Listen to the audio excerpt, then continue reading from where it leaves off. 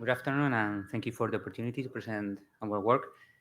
Today, I'm going to present this work that I'm developing at the Computational Biology Group at INDEA Food in Madrid. And this work is based in three different topics. The first topic is aging. That is the time-dependent decline of physiological properties that affects all organisms and cells, and that increase the susceptibility to develop a disease. There are different signs that you can recognize of aging. Some visible signs, some physiological signs, but the field has been moving for the last years in the molecular and cellular hallmarks. And more recently, trying to use omic-based data to determine what we have called the biological age. So determine what precise age you have based on that kind of data. And what we are trying to do brings me to the second topic, that is one of the hallmarks of aging. That is the alteration that happens in microbiome along aging. So what we are trying to study is how these changes in microbiome are affecting the aging process, and if we can use this microbiome data to predict the aging progression, if it's going to be a healthy aging or a disease-based aging. This is what we know we have known for so far about microbiome and health and aging. So normally in a regular situation, microbiome is helping to absorb nutrients, also producing metabolites that help our cells for digestion, but also that regulates different physiological properties. And with aging, some of these properties of the microbiome change and can lead toward pathologies. So our question was how we can understand better this process or influence this process. And this brings me to the third topic of our project, that is precision nutrition. What is precision nutrition? So precision nutrition tries to bring together traditional nutritional interventions and traditional nutritional approach with omic-based and more biological focused data investigation research, like metabolomics, metagenomics, etc. Trying to also to generate nutrition interventions that are specifically tailored for a certain biological profile. That nutrition's influence on metabolisms and aging process is something that we have known for so far. That you don't handle the same sugars or lipids when you're young that when you're old is something that we have all clear. And that what you eat influences on your metabolism and also on the microbiome, and that all these three things are connected, we also know. For example, nutrition has focused in developing interventions like calorie restrictions to improve the aging process, or to develop calorie restriction mimetics, trying to mimic this response by taking a pill and improving your aging. So what we are trying to do here, we are trying to develop a NUTRIclock, an aging clock based on deep learning and microbiome data. So we can take advantage of the power of these algorithms to handle complex data and develop a good tool that assess from this data your biological age. But we want also to introduce, to interconnect here data from nutritional and metabolic background with these also parameters. The idea is that we develop a tool that you can use, for example, to evaluate a certain profile, a certain patient, to determine their biological age. Then you develop a nutritional intervention to improve their health. And then you can use the same tool to reevaluate if it's having an effect or not, if it's improving how nutrition shaped their aging process or not. Now let me show you some preliminary data, because this is a work in progress, but I will show you what we are doing right now.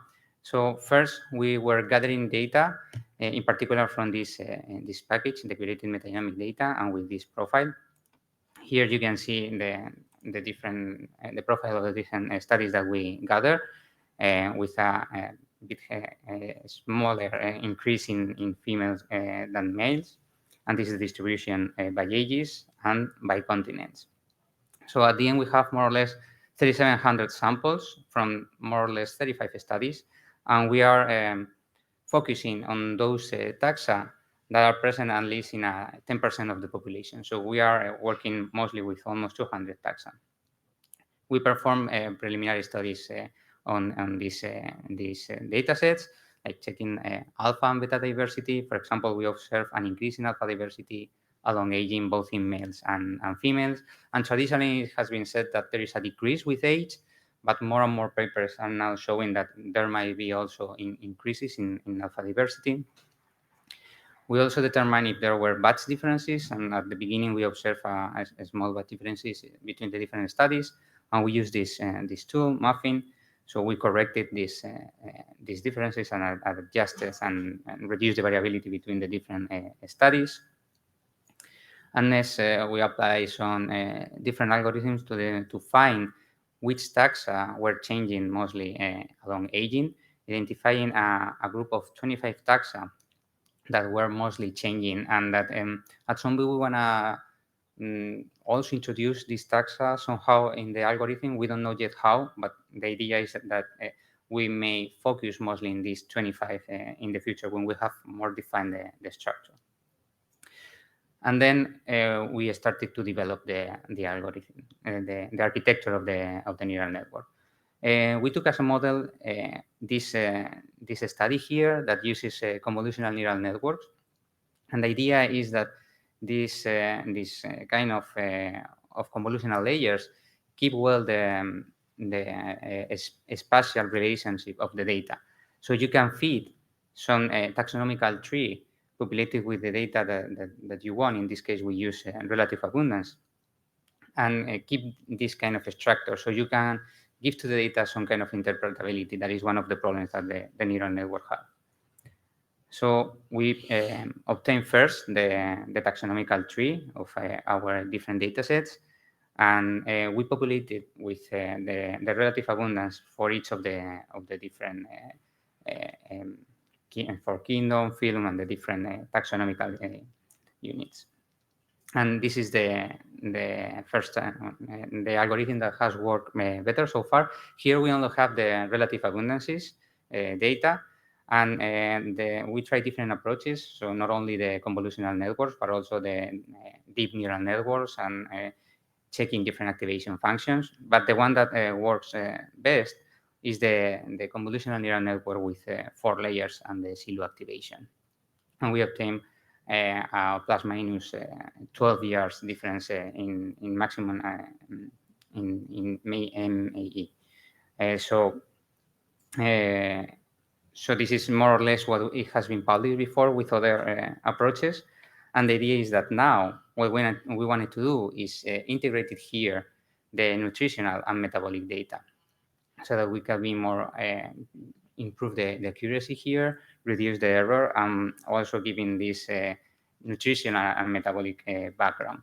And the idea is that the same package is based on whole genome shotgun, so we can extract the microbiome genes and predict microbiome metabolites, which taxa is in which proportion is contributing to these genes, and also predicting the metabolome of the patient. And with that, we will try to incorporate this data in the algorithm. We don't know yet how. We are working right now on this, and we have different ideas. So maybe separating the taxa and the metabolic pathways and feeding them independently to the algorithm, or constructing a network between the metabolites and the relative abundances of the taxa and feed as a network to the algorithm. We are still deciding how best to do it. And the idea is also that next we will try to implement this algorithm in a study that we are also developing, and move forward in the precision nutrition field, trying to develop what we are going to call the Spanish microbiome clock, so that will be tailored specifically for the Spanish population. And we are also working with another lab collecting samples that we will then use to train the algorithm once we have the final architecture. And with that, I want to thank my whole lab for all the help and support, and all of you for your attention, and I will take any questions. Thank you.